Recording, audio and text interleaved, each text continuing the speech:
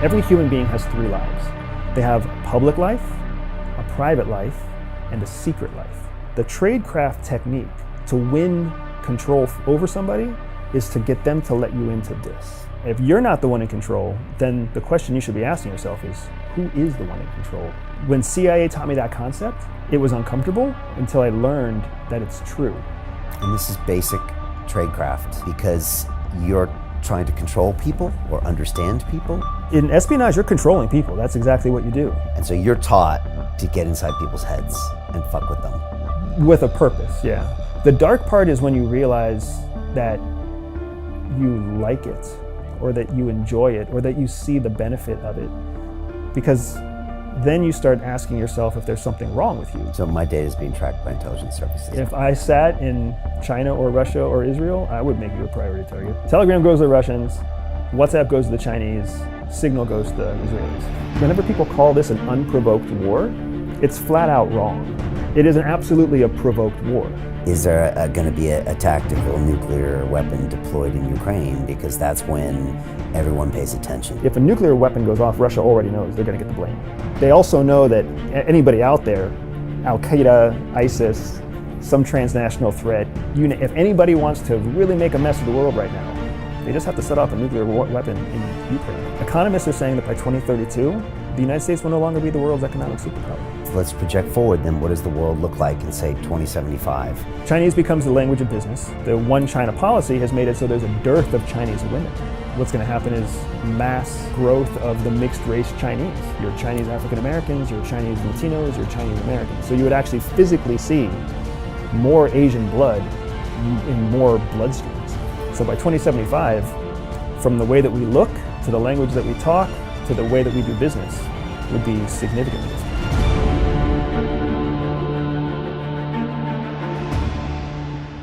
Hi, it's Brian Rose from London Real. You probably know that we've just recently been re-platformed on YouTube after 25 months completely in the dark.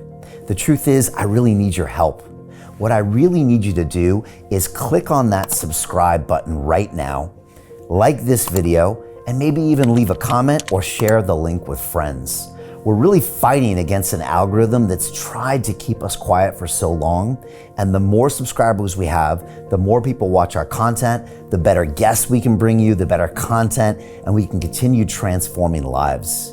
We've been doing this for 14 years now. I want to do this for another 14 years, but I really need your help. So click on that subscribe button, like the video, leave a comment, share this, and we're going to continue to bring you more and more great content. Thank you.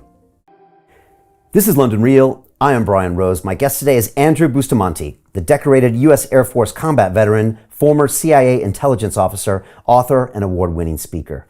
In 2007, you became the youngest U.S. Air Force officer in history to command 200 nuclear intercontinental ballistic missiles from an underground bunker with the highest military security clearance possible. You then spent the next 7 years working as a covert operative for the CIA, assuming numerous identities and working undercover to foil terrorist plots and steal foreign secrets. Today, you use the mental, physical, and social spy skills you learned at the CIA as a private intelligence consultant, and you believe that anyone is capable of mastering their mind, leveraging their talents, achieving their potential, and becoming a hero. All it takes is the right training and hard work. Andrew, welcome to London Real. Wow, Brian, you make me sound really cool. You are cool. I feel really good about myself right now. It's like my kids need to hear this. This is a technique the CIA probably uses, right, to lead people. But it's great to have you here. So much to talk about. I appreciate it. And I don't really know where to start. I was going to start off with like top 3 things happening in the world right now. I'm sure we're going to get into what's happening now nearby in Ukraine because you're a bit closer to the situation, what's going on with China, etc. But I thought I might actually start with the World Cup because the first match starts in a couple days and the whole world's watching. It's usually a time when people celebrate and look at this, except for this one's getting a little more criticism. And from you, from a geopolitical perspective, I'm curious, what do you see going on there?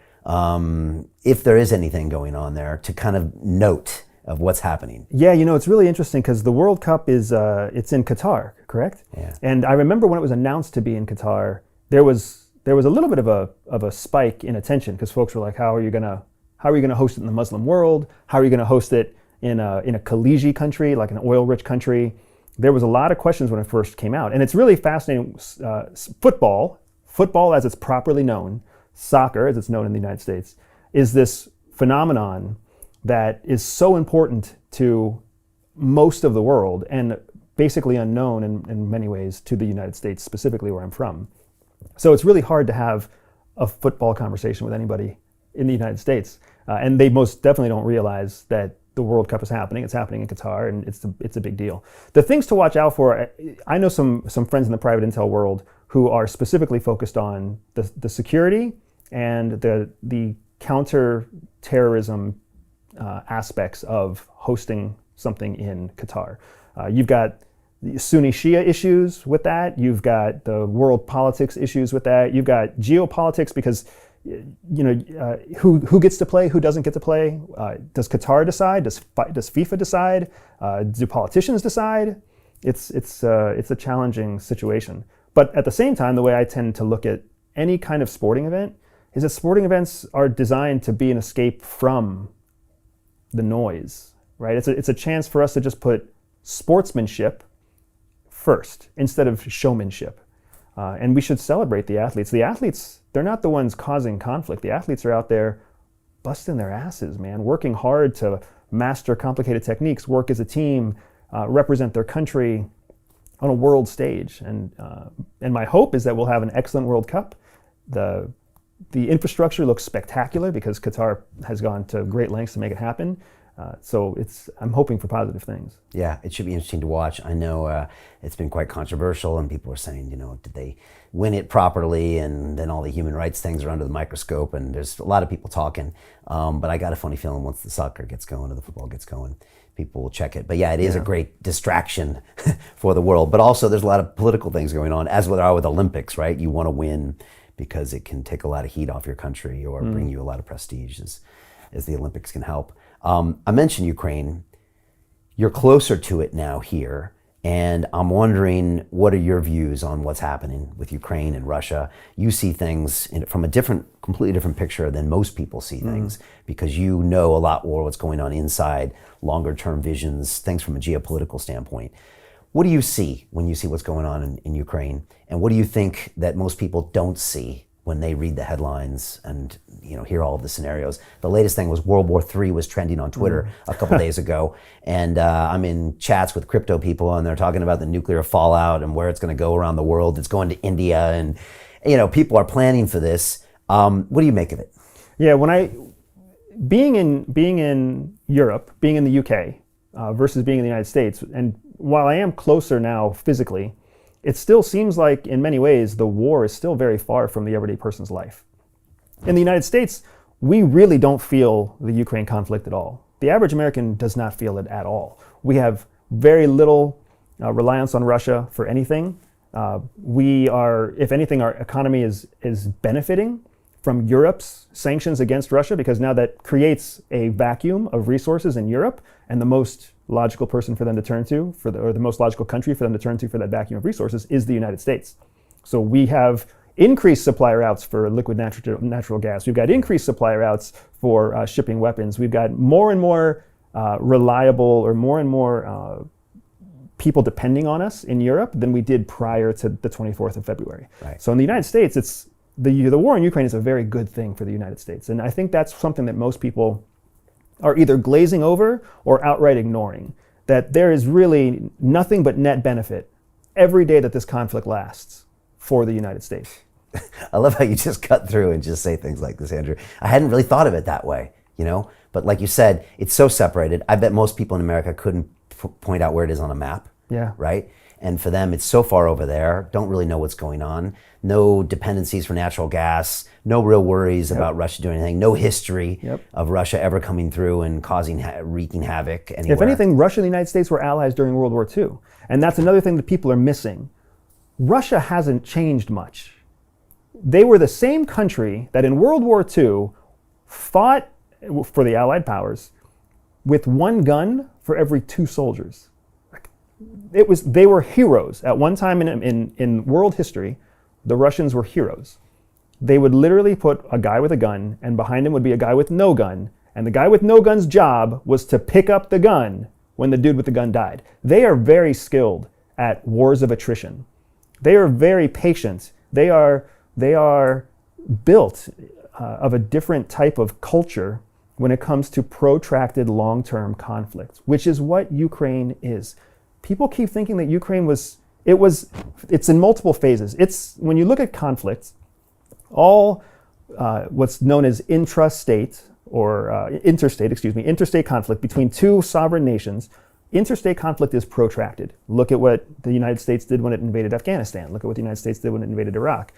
Look what happened when Russia invaded Georgia. Look what happened when Russia invades Ukraine, right? Conflicts take a long time. The first strategy was kind of a shock and awe strategy. It didn't work. It didn't work not just to the Russian surprise, but to NATO's surprise and the United States' surprise. I'm pretty sure Zelensky was surprised. There was a lot of people surprised by, wow, we just resisted their assault on Kiev, or Kyiv as they want to call it now, because it's the Ukrainian, right? The Ukrainian name of it. And why did that happen? Do we know? Why did it fail? Yeah. Strategically, so Putin became very good at a certain model of conflict. It worked in Georgia, it worked in Crimea, 2008, 2014, where he basically corrupted senior officials from inside. So then when Russia announced that they were coming in, those senior officials would bow immediately, right? It was an administrative takeover, very similar to what China did in Hong Kong in 2019. When the administrators subjugate themselves, then nobody else has a say. They didn't have that network in place in Ukraine. So and it's bigger too. It's bigger than Crimea or Georgia. Correct. It's much bigger, but you also have this history of Ukraine's application process to NATO and NATO's relationship with Ukraine. Whenever people call this an unprovoked war, it's flat out wrong. It is absolutely a provoked war. Ukraine has been applying to NATO. NATO's been dancing with Ukraine about joining. Russia's been very clear since 2011 that would be seen as a threat. Russia's been very, very clear for a long time that NATO expansion to the east is a non-starter for them, and they see it as an existential threat. Right.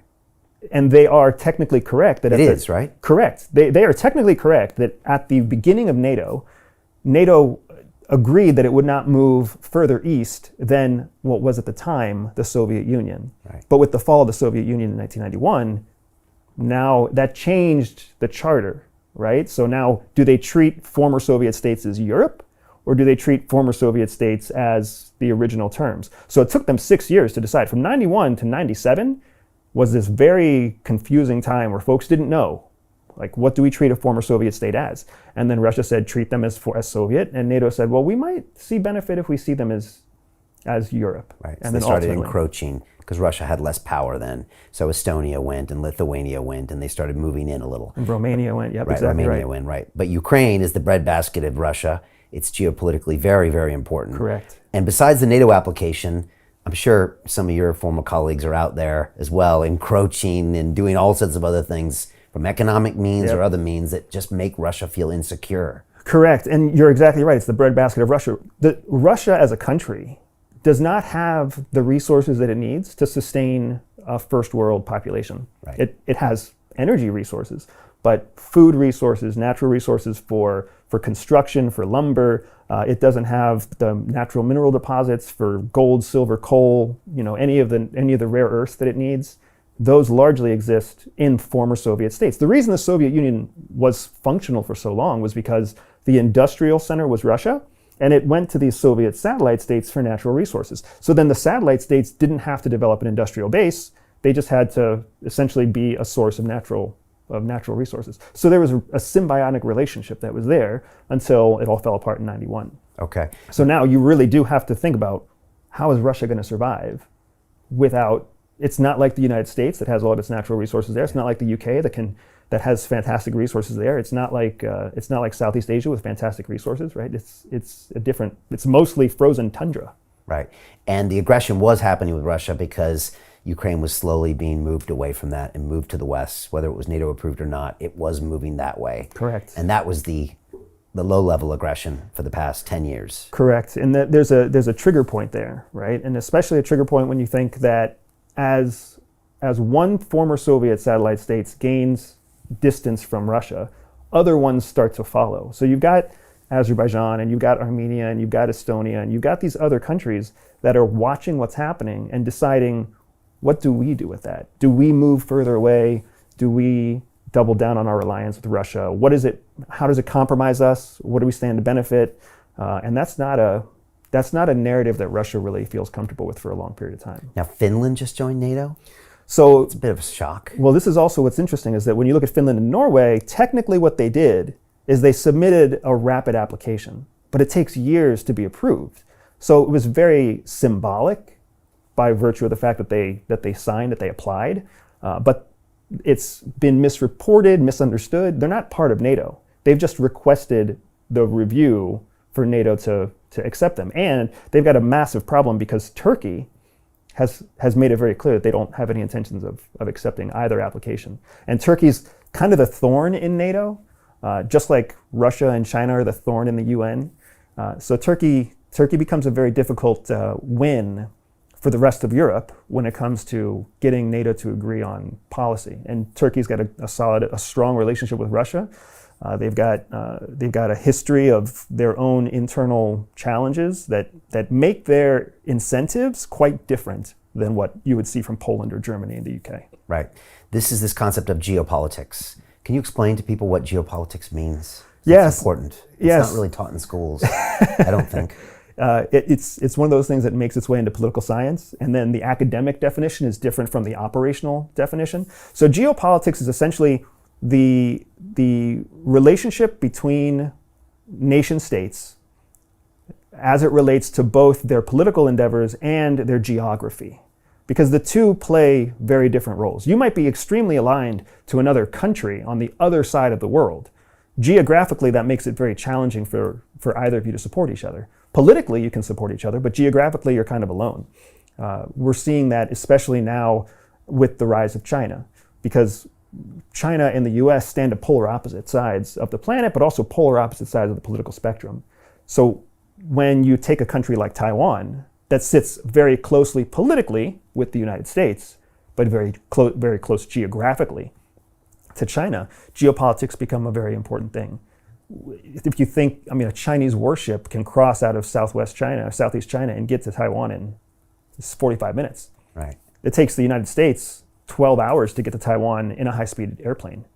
It's no-brainer how fast something is going to fall apart, right? And geopolitics has to come to bear. How do they? And I want to get to China, but I want to finish up with Ukraine because Yeah. we will get there. And also geopolitics. From the way I understand, I used to follow a group called Stratfor, which is out of Texas, and I think they kind of changed. But I always said that the politics is almost defined by the geography, which I think a lot of people don't think about sometimes. Like the U.S. tries to export democracy to the world, but you might argue that certain geographic reasons will never support democracy. Correct. And this is my question maybe about Russia. Russia is this massive expanse of land, all this crazy geographies and resources.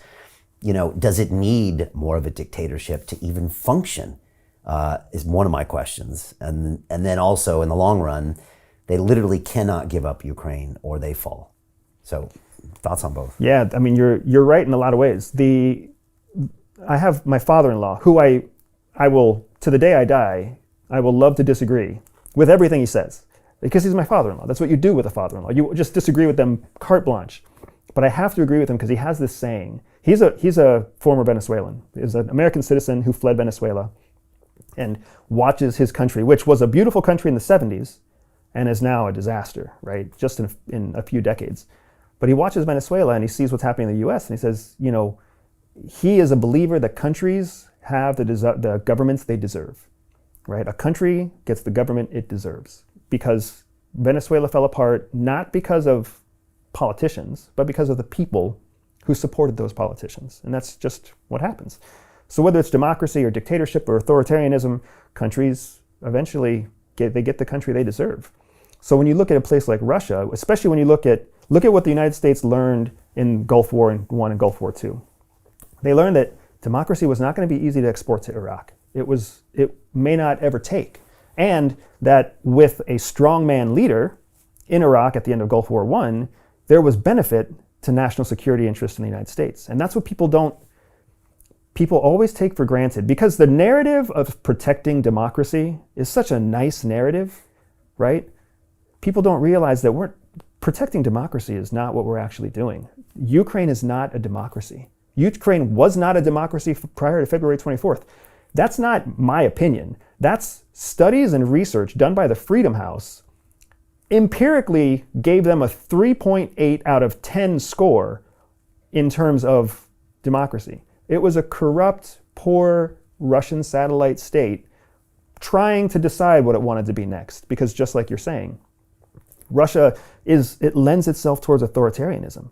It doesn't lend, to have a functioning democracy, you need to have a very educated foundational base of voters. You need to have technology and industry in place to be able to positively represent and secure their ability to vote. If you don't have that, you can't have a truly representative democracy. So it takes time to develop that, right? In the United States, as much as we love to talk about how awesome our democracy is, we were founded on the principle of you didn't get a vote unless you were a white man with property. That's how we were that's the birthplace of our democracy, right? Race and financial soundness or financial well-being. Because the idea was, and democracy is always founded on the idea, that you need to be invested in the success of your country for democracy to work. If you're not fully invested in the success of your country, then democracy is bound to fall apart. When you're so poor you can't make survival happen, like places in East Asia, like places in Russia, like places in Eastern Europe, when you're so poor that you're totally ambivalent to what happens in government. You're uneducated. You don't understand the things that they're talking about. You don't have the technology to be able to track or keep up with what's happening. That's ignorance. That's a lack of education. That's a lack of resources. That's not the kind of person that can represent a democracy effectively. It's not. Okay. And that's what you see happen in Venezuela. And so in America, we're kind of the do-gooders exporting our perfect system to the world, kind of like probably the Catholic Church used to do when they went into South America, saying we're just going to make all these people better like us, but we're not being very realistic about what's going on, or maybe even looking at our own system as well. It's not necessarily the right system for every place at this point in time. Right. That's a big thing to say. Most people in America would have a problem with that. Yeah, most people in America do have a problem with that, but that doesn't make it any less true. Yeah. Right? And you're right.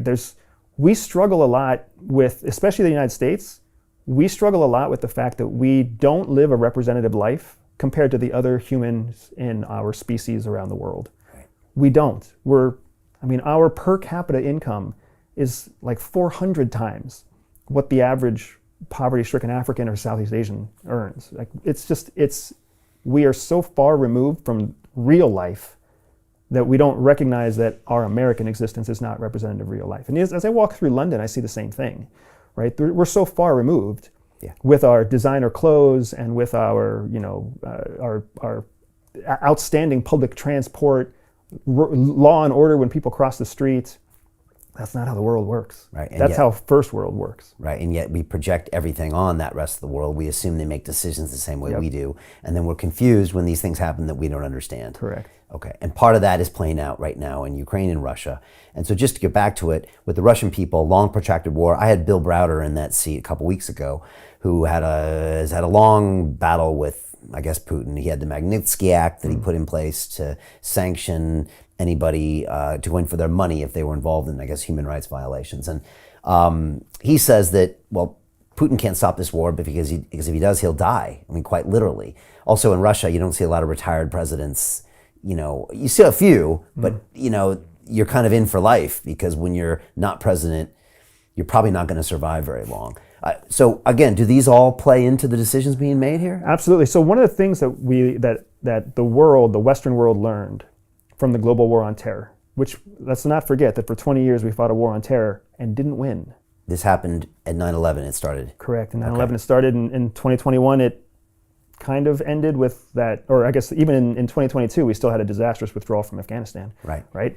And when you were in the CIA, I'm guessing most of your work there was based on the war on terror. Correct. Okay. What we learned from the war on terror is that the leader is the one that everybody focuses on, but is often the one that is the least scary.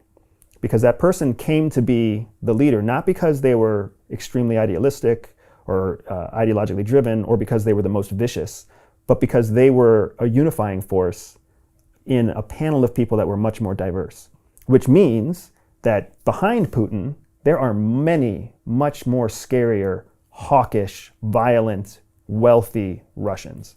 So if we see a change in power, if that actually happens, why in the hell does the world think it's going to be better? Logically, based on what we've seen in the war on terror, if we take out Putin, or if political pressure takes out Putin, it's going to take someone more ruthless and stronger than Putin to calm the people after that. That's not going to be a good thing for the West. That's not going to be a good thing for Ukraine. That's not going to be a good thing for any country other than Russia. And especially when we think through the eyes of a Russian. The Russians, they don't think that this is like a political fight over Ukraine. They think this is the West trying to eradicate Russia. And when you think about it, they have grounds to think that way. That is absolutely, this has gone from being a neo-Nazi narrative to 100% anybody can see. This is a Western war waged against Russia through Ukraine. And has that narrative changed? It started as neo-Nazis in Russia, and is it now the West? And you know who changed it was Putin. Putin, right. Putin changed it, and his own propagandists changed it. Like the West has played into... Is that by design? No. Maybe it was by design. I mean, the guy's a very skilled former KGB officer, right? But the point is, he couldn't back up the claims that they were going into Ukraine to purify Ukraine of neo-Nazis. It was such a ridiculous claim. I hear that's still being, touted in the Telegram groups in Russia. Yeah, and they still try, right? But that's a very narrow group of people that's why there was not widespread Russian support at the beginning. Okay. But as sanctions are leveraged that hurt everyday people, as sanctions are now, this last week we started seeing that the UN, or that the US was calling on the UN to sanction non-Russian countries and non-Russian people who have business dealings supporting the Russian side. Now we're not even targeting Russia. Now we're targeting the people who are supporting Russia. What does that have to do with Ukraine? If you stop the flow of food and money and weapons and the development of commerce in Russia, all you're doing is hurting Russia. You're not helping Ukraine unless you land on the conclusion that hurting Russia is helping Ukraine. And if that's the conclusion you land on, then who are you really fighting? Russia, right? So it's a sad state of affairs because now the narrative has changed in Putin's favor. He can now be honest with his own people. Before he had to lie to his people. Right. Now he can be honest with the people. And if you were faced in a situation where you were being targeted exclusively because you were American or exclusively because you were British, that changes the intimacy of that conflict for you, right? Okay. Is the West trying to crush Russia? Absolutely. Always have been? Always have been. But they're not as relevant as they used to be. They're not developing with technology. Their resources are dwindling. They're no longer a major global power like they were in the 80s and 90s when, I grew up. Right? In the eyes of national security, in the eyes of the way that the larger geopolitical infrastructure views geopolitics, there's only three what's known as global power competitors, GPC countries, also known as near-peer countries. There's only three. The United States, the world's current superpower; China, the world's projected economic superpower by 2032; and Russia, the number two exporter of weapons and energy around the world. It's those two things. And the weapons. Correct. And the fact that the United States sits in North America and South, it sits in the Americas. Yeah. China sits in Asia. Russia sits in Europe, right? It's got incredible reach, incredible power, incredible history. It's got a lot of potential to break things, and it carried on all the momentum coming out of World War II. Even now, we're seeing Russia a little clearer than we saw it before February 24th. We see where its military is degraded. We see where its weapon systems have degraded. We see some of the corruption that we've always known was happening in Russia, but now we see how it actually plays out on the battlefield. Right. I think China is seeing the same thing as they view what's happening. The whole world is watching because there's something to be learned from watching what happens when Russia tries to invade Ukraine. but we've also not seen Russia fully mobilize. If you recall when the United States went into Afghanistan, Operation Enduring Freedom, not a war. Right. When we went into Iraq, right, Operation Iraqi Freedom, not a war. The UN has gone on since to say that the U.S. wars in Afghanistan and Iraq were illegal wars. There has been no legal war since 1947, according to the UN Charter. So when narratives say that Russia's invasion of Ukraine is illegal, yes, that's technically true according to the UN Charter, but no war has been legal. And what punishment has ever happened to any other country for waging an illegal war? Right. I'm all over the place, Brian, because the stuff you're talking about is so interesting. This is so interesting. So, all right, what people really want to know is there going to be a tactical nuclear weapon deployed in Ukraine? Because that's when everyone pays attention. Right. Because that's when my kids start potentially breathing radioactive material, and it becomes very real and dangerous. Or at least that's what seems to be on people's minds as something that would be a game changer. Because right now, like you said, most people in the West just don't care. They might pretend like they care on Twitter, but they just don't care because it still doesn't affect them. Correct. So here's what will not happen. You will not see a missile launched out of Russia carrying a nuclear warhead that lands in Ukraine. That's not going to happen. You're not going to see Russia launch a nuclear missile that lands in Poland or Germany or France or the United States. None of those situations are going to happen. Those are situations that stand no net benefit for Russia. Is there always a chance? Of course there's always a chance, a 0.5% chance, a 3% chance, a 1.2% chance, whatever. The probabilities are extremely low because that escalates things to an uncontrollable level, and that's not what Russia wants. Russia wants a long, slow burn where the rest of the world just slowly turns their attention away from Ukraine and a war of attrition. That's what Russia wants. And they just get it back. And they just get it back. They don't even need it back. Right. All they need the influence back. All they need is the influence. All they need is one or two territories. They need Donbass and Luhansk, just like they were targeting in the beginning. They need a shadow government in those two places, and they need NATO to realize that there's no benefit going into Ukraine. No benefit giving Ukraine NATO status because that's going to really piss off the Russians. And nuclear weapons are a deterrent.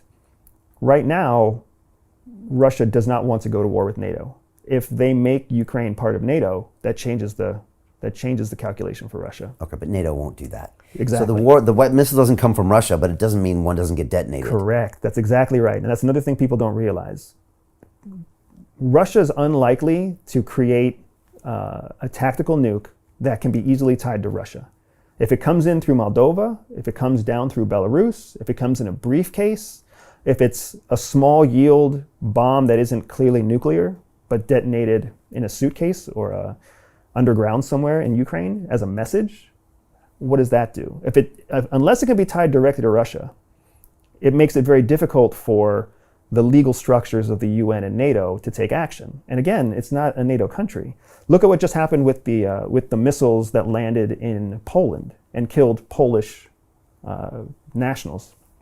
Right away, the world jumped on accusing Russia. The investigation later showed it was actually a Ukrainian anti-air defense weapon. It's also interesting that then Poland didn't hold Ukraine responsible for the inaccuracy of their own weapon. They still blamed Russia because Russia's the ultimate aggressor. If a nuclear weapon goes off, Russia already knows they're going to get the blame. They also know that anybody out there, Al-Qaeda, ISIS, some transnational threat, if anybody wants to really make a mess of the world right now, they just have to set off a nuclear weapon in Ukraine, or even just a big conventional weapon that looks like it could have been a nuclear weapon, because the whole world's going to collapse and make accusations faster than an investigation can be carried out. What's the likelihood of that happening in the next year? That's what scares me, because the likelihood shifts, and it shifts in wide shifts week to week. A week ago, 2 weeks ago, it would seem like that's the next logical step from Russia's current campaign of attacking infrastructure, right? They're currently in an air campaign blowing up electrical grids and water grids and attacking the infrastructure, which again, people call illegal, but according to UN laws, it's still a gray area. It could be conceivably deemed as legal because Ukraine has broken human rights and mandated that all adult men between 18 and 55 remain in country and potentially mobilized to fight. So have they? They yeah, have? Okay. Yeah, that's what they did back in March. Okay, I didn't know that. And human rights, that is a violation of human rights. This conscription is? It's because it's only for men, so it's immediately discounting women, which is not something that the UN supports. And then it's targeted towards a specific ethnicity and a specific group. Russia. Ukraine. Oh, Ukraine. Okay. Right. So now you're restricting freedom of movement of Ukrainian males 18 to 55 just because they're Ukrainian males. That is a violation of human rights. Okay. So, but we look past that. But my point is, 2 weeks ago, it's the next logical step. Now that Zelensky's willing to talk negotiation, like Zelensky's signaling that he doesn't need to see all the same stipulations that he was saying before, that de-escalates the conflict, which is what the whole world wants to see, is a de-escalation of conflict. You didn't give me a number. A probability? Yeah. So I would say right now we're sitting at probably like a 30% probability. Really? In the next year? In the next year that you're going to see a large conventional explosion or a potential small yield nuclear weapon that comes from a non-Russian source. Yeah, it's go off 1 in 3. 1 in 3. And what happens with a low yield nuclear weapon? Like, we don't know. Like, is there much fallout? Is there radioactivity? No, like low grade nuclear weapons are really what tactical nuclear weapons have become. They're essentially big enough to wipe out maybe 500, half a square mile, or half whatever that is in kilometers. Is that like Hiroshima or something? No. Hiroshima was a large yield weapon. And it was done above the ground. It was a bomb, not a missile, right? Okay. So there's a couple of things to keep in mind with nuclear weapons. So the altitude at which they're elevated has a lot to do with the radiation footprint that they make. So the most strategic nuclear weapons actually detonate above, while they're still in the atmosphere. They'll detonate it at a mile above ground level. Okay. And then that sends a fireball at its maximum size down to destroy all of life. And a shock wave. It sucks the air out from the ground and takes it up into the atmosphere, and people suffocate. And then it irradiates the entire ground and then shoots all that dust up into the atmosphere. So when you want maximum destruction, you trigger a nuclear detonation at altitude. When you want minimum destruction, you actually detonate it at ground level. Because now at ground level, the ground absorbs the smallest footprint of radiation and irradiated energy, but the fireball still goes to its full size. So you'll burn everything. You'll still have a shock wave that goes, you'll still have a vacuum of oxygen that goes, but you won't have the same nuclear winter that you would if it was detonated from above. So, and Russia does not want to see a nuclear winter because predominant airstream will take it into Russia. And they don't necessarily want to get it into Europe because then you're going to get some very upset, angry Germans, and you don't need that. Correct. Either. And then the other thing to keep in mind is the target, right? What would be contrary to the narrative that's out there? Russia's targeting infrastructure. Russia's targeting military or debatably military targets. They are. When you've got a country that basically says that every male 18 to 55 is a potential combatant, attacking the energy grid, it makes it a viable target. Ukraine's decisions have given Russia the freedom to do the things that the UN and the rest of the world likes to criticize, but it's going to be sticky. When this goes to an international court, it's going to be very sticky. So the target of a conventional weapon, or the target of a low-yield nuclear weapon, it makes the most sense for it to be Kyiv. It makes the most sense for it to be wherever they believe the center of government is. Because if they can either shake Zelensky or neutralize Zelensky, who's going to step up? What's the next step then? Right? It gets hairy. It's not going to be a place like Odessa. It's not going to be a place like Mykolaiv. It's not going to be a place like Mariupol. Those are places for conventional fighting, but they're not strategically significant enough to warrant a large detonation. Okay. Right? And now they're ruining their breadbasket, though. I mean, you take out Kiev, this country's got problems for 20 years. Correct. Except that the Russians don't really mind that because they're just going to send in, they want everyone's will to break. Okay. And that's the Russian mantra. That's their MO. Right. And they're not going to stop. It does not benefit them. They're winning this war, you've said before, and they're going to win this war. And there's nothing anybody's going to do about it. And the U.S. isn't going to get involved. And Europe's not going to get involved because nobody wants to get their hands dirty. Correct. And we've all just recently had experiences like Afghanistan. And now we really know. Now, if we hadn't had one of those in 10 or 20 years, we might get some idealists to go in. But even then, they know better. Correct. Because it's just not worth it. If you think go back to our conversation about the World Cup. All right? When a soccer match starts, when a football match starts, it's 0-0. Who's winning? Nobody. One team comes in, scores 3 goals. Who's winning? 3-0, the team with 3 goals is winning, right? Russia invaded. They took 74,000 square kilometers or something like that in territory. They're winning. Well, then the other team scores a goal back, and now the score is 3-1. Who's winning? It's really clear in a football match. The team with 3 points is still winning. The other team has 1 point. And even if they get 2 points, the team with 3 points is still winning. We see Ukraine fights back and wins a counteroffensive in the north. That doesn't mean they're winning. Ukraine pushes people back to the Dnipro River in Kherson. They're not winning. They're launching a counterattack.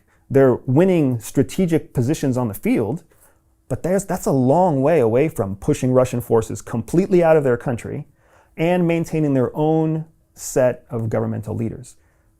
If you look at those outcomes as the definition of winning, I think most people would understand Ukraine is never going to win this. Never going to win this. All right, so in your mind, this plays out by it slowly just fizzling in the world's attention, and they just say, oh yeah, that's that war zone that we're fatigued now of reading about, and we just don't care, like Correct. most war zones, and then it'll just go under their control somehow. There's other things, there's other factors that weigh into that, right? Yes, the world is going to become less interested. The world's already less interested, yeah. Right? Zelensky made a very interesting and under-publicized statement right before the counteroffensive in August. August 29th, he came out and he said that he could sense that the commitment from NATO and the West to supporting Ukraine was fading, and that was a big reason why he decided to launch a counteroffensive. He needed to show battlefield victory in order to demonstrate that there was still reason for Western powers to invest in Ukraine. Because what he sees and what he knows that the average person doesn't know, the U.S. does not have access to the rare earth minerals that it needs to create new weapon stores. So it's sending all of its current weapon stores, along with the UK, to Ukraine. But we're not replenishing those stores because the supply chain to make new weapons is actually tied back in China, which has been on a zero tolerance policy for COVID and restricting its manufacturing, restricting the spread of supply chain routes for everything from rare earth minerals to stuff as common as steel. So we can't generate enough weapons to protect our own country. And that supply chain issue is impacting Ukraine. So we can still send them money, we can still send them humanitarian support, but continuing to create, they can't generate their own weapon stores. Right. Russia can. Yeah. So It's a terrible situation. I'm not a fan that it's happening, but realistically, when I think about what's in the best interest of the United States, what's in the best interest of NATO at different stages in this conflict, the shift away from it being in our best interest to continue supporting Ukraine is very clearly taking place. And politicians and individuals paying 400% more for energy in Germany right now, they're all starting to sense it too. Right. 100 years from now, when my great-great-grandson is interviewing your great-great-grandson in this chair, are they going to be having a similar conversation about Russia and their power in the world? 100 years from now, that's an interesting question. That's an interesting question. I mean, geopolitics would say yes, there's still these 3 major players. And maybe that could phase out, I guess, because we don't know what's happening with technology in the future. But geopolitics would say, like you said, Russia is the controlling force in Europe. Well, it's the controlling force in Europe right now. Yeah. Right? We don't know what it's going to look like in 100 years. And the sanctions that have been put in place now are designed to hurt Russia. To continue watching the rest of the episode for free, visit our website londonreal.tv or click the link in the description below. Most people will never see this opportunity. Dubai luxury transformation projects have historically delivered 40 to 90% annual returns. That is incredible. These were once reserved only for insiders with access. I spent 15 years on Wall Street and I learned this: the biggest returns always go to the people who get the call first. Now, you finally can. We've just received a brand new project with major upside potential. Allocations move fast. Click the link, apply now, and speak to my team. This is your chance to see what others never will.